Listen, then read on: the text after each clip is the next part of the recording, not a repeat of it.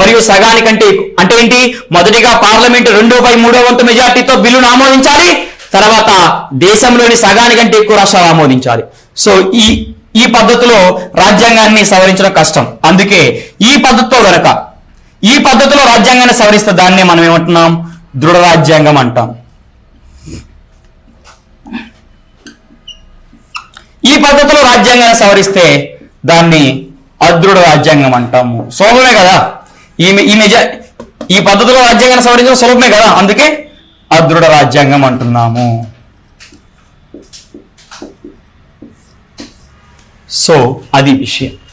So మన భారత రాజ్యాంగం అనేది దృఢ లక్షణాన్ని కలిగి ఉంటుంది, అదృఢ లక్షణాన్ని కూడా కలిగి ఉంటుంది. అవి అండర్స్టాండ్? బేసిక్ గా దృఢ రాజ్యాంగానికి ది బెస్ట్ ఎగ్జాంపుల్ అమెరికా రాజ్యాంగం, అదృఢ రాజ్యాంగానికి the best example UK Britain రాజ్యాంగం. కానీ మన భారత రాజ్యాంగంలో దృఢ లక్షణము ఉంది, అదృఢ లక్షణము కూడా ఉంది. ఓకే, అది విషయం.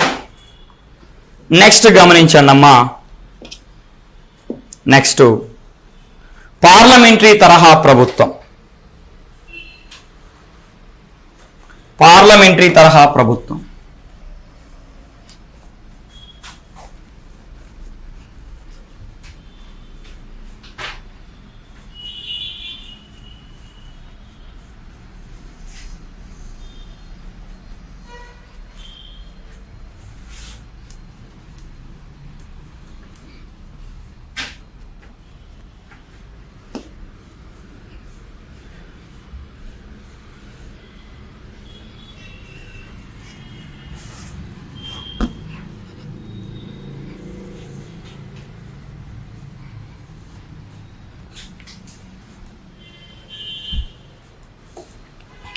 పార్లమెంటరీ తరహా ప్రభుత్వం.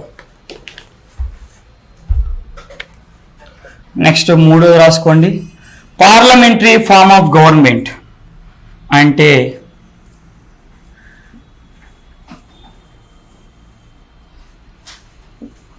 పార్లమెంటరీ తరహా ప్రభుత్వం.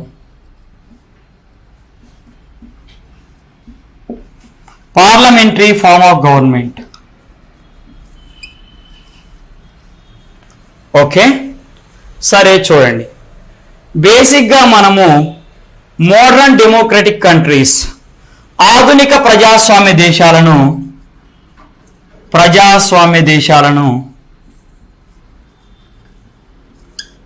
2 రకాలుగా విభజిస్తాం.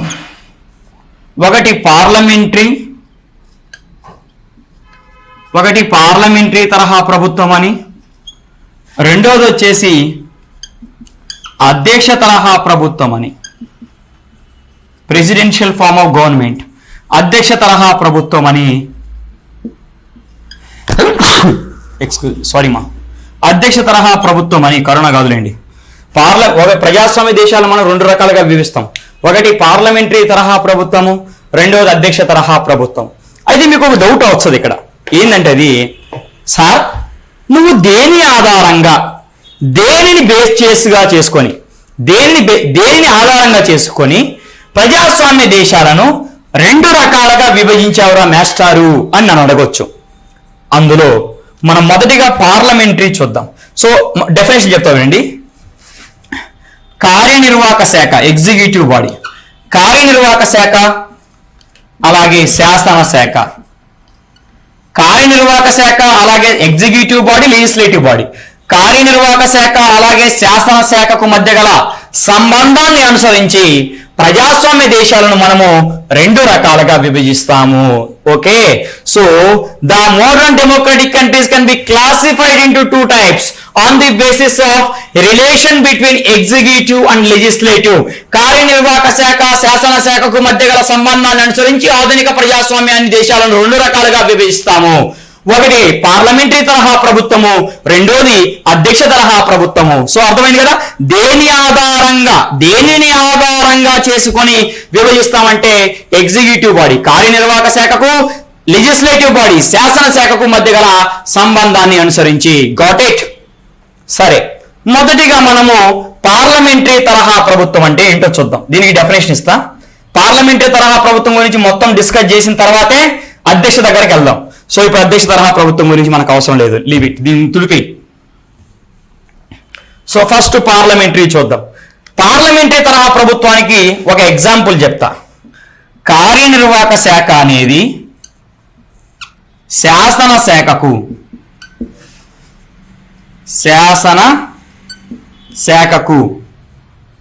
బాధ్యత వహిస్తే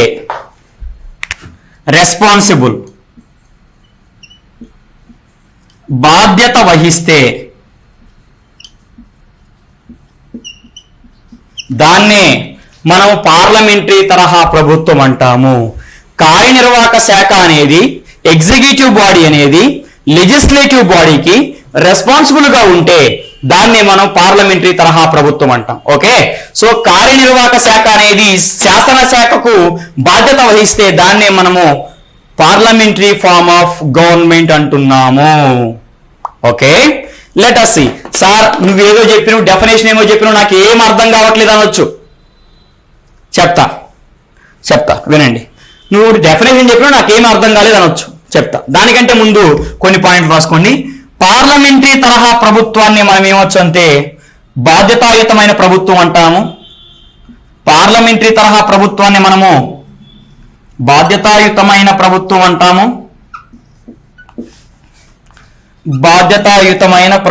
అంటాము. లేదా వెస్ట్ మినిస్టర్ తరహా ప్రభుత్వం,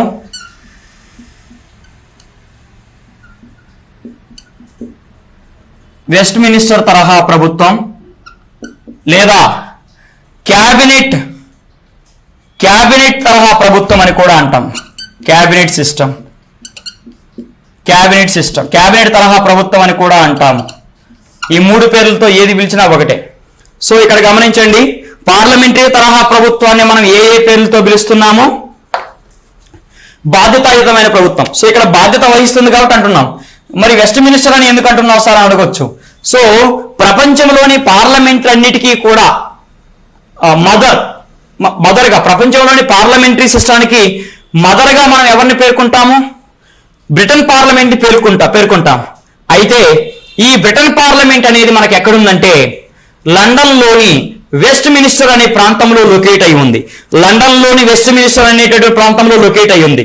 అందువల్లనే ఈ పార్లమెంటరీ తరహా ప్రభుత్వాన్ని west minister model of government అని అంటాం. వెస్ట్ మినిస్టర్ తరహా ప్రభుత్వం అని కూడా అంటాము. మరి క్యాబినెట్ తరహా ప్రభుత్వం అని ఎందుకు అంటాం సార్ అంటే, క్యాబినెట్ తరహా ప్రభుత్వం ఎందుకు అంటామంటే బేసిక్ గా భారత రాజ్యాంగము అధికారాలన్నింటినీ ఎవరికి ఇచ్చిందో తెలుసా? భారత రాజ్యాంగం అధికారాలన్నీ మంత్రి మండలికి ఇచ్చింది. ఎవరికి ఇచ్చింది? కౌన్సిల్ ఆఫ్ మినిస్టర్స్, మంత్రి మండలికి ఇచ్చింది. కానీ ఆ అధికారాలను ప్రాక్టికల్ గా, వాస్తవంగా ఎవరు నిర్వర్తిస్తూ ఉంటారంటే క్యాబినెట్.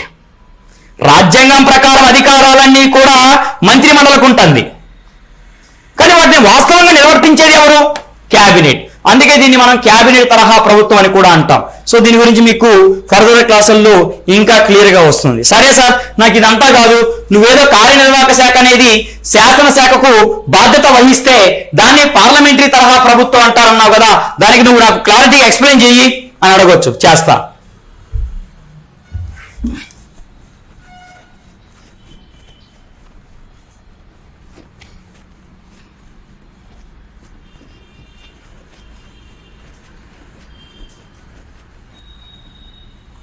కొంచెం జాగ్రత్తగా వినండి. డెఫినేషన్ చెప్పేప్పుడు వదిలేను.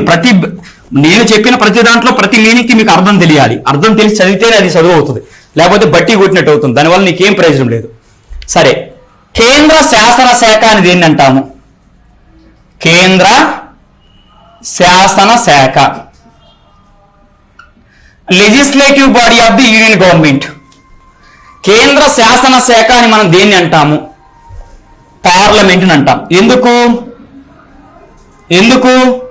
కేంద్ర ప్రభుత్వ పరిపాలనకు అవసరమైనటువంటి చట్టాలన్నింటినీ ఎవరు రూపొందిస్తారు? పార్లమెంటే. సో కేంద్ర ప్రభుత్వ పరిపాలనకు అవసరమైన చట్టాలన్నింటినీ కూడా మనకి పార్లమెంటే రూపొందిస్తుంది. అందుకని నేనేమంటున్నాను, పార్లమెంటుని కేంద్ర శాసన శాఖ. సో పార్లమెంట్ అనేది legislative body of the union government అంటాం. ఓకే, పార్లమెంట్ ని మనము కేంద్ర ప్రభుత్వ శాసనశాఖ అంటాం. ఇందులో 2 సభలు ఉంటాయి, ఒకటి రాజ్యసభ, రెండోది లోక్సభ. నెక్స్ట్ అలాగే కేంద్ర కార్యనిర్వాహక శాఖ అని దేన్ని అంటాము?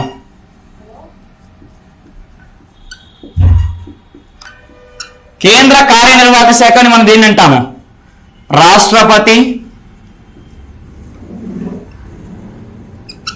ఉపరాష్ట్రపతి,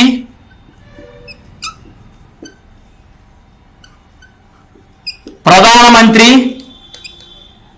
మంత్రిమండలి, అలాగే అటార్నీ జనరల్. దీన్ని మనము కేంద్ర కార్యనిర్వాహక శాఖ అంటాము. సరే, లీవ్ ఇట్ గైస్. అయితే మన ఇండియాలో ఎవడైనా ప్రధానమంత్రి లేదా మంత్రి అవ్వాలంటే మినిమం క్వాలిఫికేషన్ ఏంటి? వయస్సు, భారతీయుడు ఇలాంటివి నాకు చెప్పొద్దు. ఎవరైనా కూడా ప్రధానమంత్రి లేదా మంత్రి అవ్వాలంటే, కేంద్ర మంత్రి అవ్వాలంటే మినిమం క్వాలిఫికేషన్ ఏంటి? భారతీయుడు అయి ఉండాలి సార్, ఎంత వయసు ఉండాలి సార్, ఇది కాదు. వీళ్ళు పార్లమెంట్లోని ఏదో ఒక సభలో సభ్యుడిగా ఉండాలి. పార్లమెంట్లోని ఏదో ఒక సభలో సభ్యుడిగా ఉండాలి. పార్లమెంట్లో సభ్యుడిగా ఉండటం వల్లే వాళ్ళు ప్రధానమంత్రిగా, మంత్రులుగా కొనసాగుతూ ఉన్నారు. ఓకే, అయితే ఇక్కడ గమనించండి. సో ప్రధానమంత్రి, మంత్రులు అనేవాళ్ళు లోక్సభ, రాజ్యసభ సమావేశాలకు హాజరవుతారా, హాజరవరా? ప్రధానమంత్రి, మంత్రులు అనేవాళ్ళు లోక్సభ, రాజ్యసభ సమావేశాలకు హాజరవుతారా, హాజరవరా? హాజరవుతారు. ఇది కార్యనిర్వాహక శాఖ. వీళ్ళు శాసనశాఖ అయిన పార్లమెంట్ సమావేశాలకు హాజరవుతూ ఉన్నారు. అయితే ఇప్పుడు సపోజ్ ఒక ఆర్థిక మంత్రి ఉన్నారు. ఆర్థిక మంత్రిని నేను ఒక ఎంపీ, సాధారణ ఎంపీ, మంత్రి కాదు. అయితే లోక్సభలో నేను ఒక ఆర్థిక మంత్రిని అడిగాను, అమ్మా ప్రస్తుతం ఉల్లి ధరలు పెరుగుతున్నాయి కదా, ఉల్లి ధరలు పెరుగుతున్నాయి కదా, వాటిని తగ్గించడానికి మీరు ఎలాంటి చర్యలు తీసుకుంటున్నారు అని నేను అడిగాను నిర్మలా సీతారామన్ గారిని. అయితే అన్నాడు, నువ్వెవరన్నా అడగడానికి, బయటికి పో అని అంటదా అందు ఏదో ఒక సోట్ చెప్తారు. అయ్యా మేము విధంగా ఉల్లిపాయల ధరలను తగ్గించడానికి కోల్డ్ స్టోరేజ్లో నుంచి అన్ని ఉల్లిపాయలు బయటకు తెస్తున్నాము, లేకపోతే కొన్ని ఇంపోర్ట్ చేసుకుంటున్నాము, ఈ విధంగా ఏదో కహాని చెప్తారు. అవునా కదా? కహాని చెప్తారు. అంటే ఇక్కడ ఏమవుతుంది? ఈ కార్యనిర్వాహక శాఖ అనేది శాసనశాఖ అయిన పార్లమెంటుకు బాధ్యత వహిస్తుందా లేదా? వహిస్తుంది. సో అందుకని మనం దీన్ని ఏమంటామంటే పార్లమెంటరీ తరహా ప్రభుత్వం అంటాము. అది చెప్పాను చూడండి, కార్యనిర్వాహక శాఖ అనేది శాసనశాఖకు బాధ్యత వహిస్తే దాన్నే మనము పార్లమెంటరీ తరహా ప్రభుత్వం అంటాము అని చెప్పాను. So that's it. Okay, so remaining విషయాలు మళ్ళీ నెక్స్ట్ క్లాస్లో మనం డిస్కస్ చేసుకుందాం. Thank you so much.